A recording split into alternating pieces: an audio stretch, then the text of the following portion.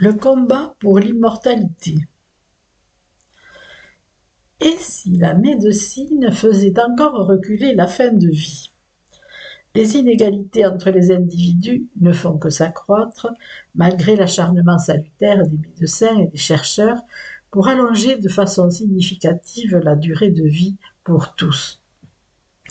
La recherche scientifique devrait nous permettre de devenir immortels à plus ou moins long terme, mais nous ne poursuivons pas tous le même idéal de vie. L'individualisme capitaliste inculque aux citoyens ordinaires le moyen de devenir des escrocs. L'honnêteté n'est pas enseignée. Pour gagner dans ce monde, il faut nécessairement être malhonnête, égoïste, à l'image de nos milliardaires. Le jour où tous les individus seront en concurrence par rapport au droit à l'immortalité, les conditions de vie sur Terre deviendront extrêmement compliquées. Comme toujours, les plus cruels l'emporteront. La victoire sera du côté des combattants déloyaux.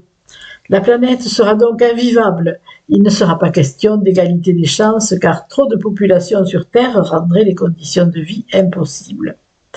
Pour être heureux, il faut être peu nombreux. Les plus hardis s'empareront des thérapies conduisant à l'éternité et les accapareront. Des bataillons de la mort élimineront ceux qui veulent s'emparer de la recette, de la formule de l'éternité.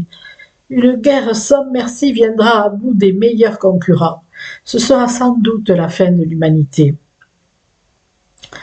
Bien sûr, la fin de la mortalité de quelques nantis signifiera la fin de la spiritualité, la loi de la jungle, les guerres fratricides. Il n'y aura pas de place pour l'âme. Ce concept imaginaire sera remis en question par les immortels qui se croiront devenus des dieux. Ils rendront la vie infernale aux mortels survivants. Il n'y aura pas de salut possible, pas de paix possible. Certains demanderont à mourir parce qu'ils ne feront plus confiance à la vie. Ils auront perdu tout espoir. Mais toujours la recherche s'activera pour combattre les maladies, pour gagner de l'espérance de vie et du confort. Au final, une seule famille survivra et s'emparera du monde, de ses ressources, de ses richesses après des génocides et des suicides en série. Quel intérêt de survivre sur un charnier, un cimetière planétaire, sur les ruines d'une civilisation? Le principe actif de la vie, la raison de vivre des humains, c'est de construire, de créer et de lutter pour survivre aux pires catastrophes, de faire des projets pour aménager leur quotidien et de les réaliser.